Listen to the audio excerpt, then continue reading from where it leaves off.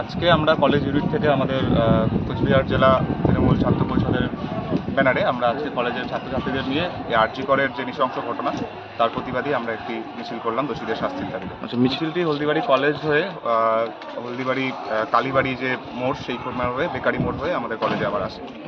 আপনার পরিচয়? আমার নাম শান্ত। আপনি? আমি হলদিবাড়ি ব্লক তৃণমূল ছাত্র পরিষদ সভাপতি। আরজি করের যে নাটকীয় ঐতিহাসিক ঘটনা ঘটছে তারই প্রতিবাদে যে ছাত্রছাত্রীদের বন্ধ, সেই জন্যই আজকে আমাদের এই মিছিল সংগঠিত করা হয়েছে। এরা প্রতিবাদ জানিয়েছে এবং এখানে যে একটা চক্রান্ত কাজ করছে বাম বিজেপির পেছন থেকে সুরসুরি দিচ্ছে, তারই প্রতিবাদে ছাত্রছাত্রীরা গর্জে উঠছে। সাধারণ মানুষ বুঝতে পারছে দোষীদের শাস্তি সবাই চাইছে, কিন্তু এই যে এক চক্রান্ত তার শিকার সাধারণ মানুষ হচ্ছে। আপনারাও দেখছেন, আমরাও দেখছি, সকলেই এই ঘটনার প্রতি দৃষ্টি রাখছি। তারই প্রতিবাদে মিছিল চলবে।